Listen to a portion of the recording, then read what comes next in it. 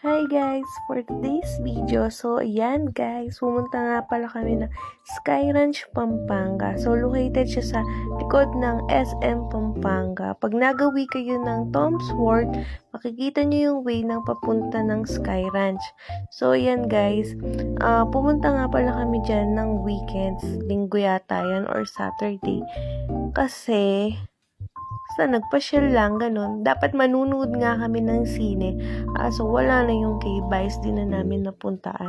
So, ayan guys.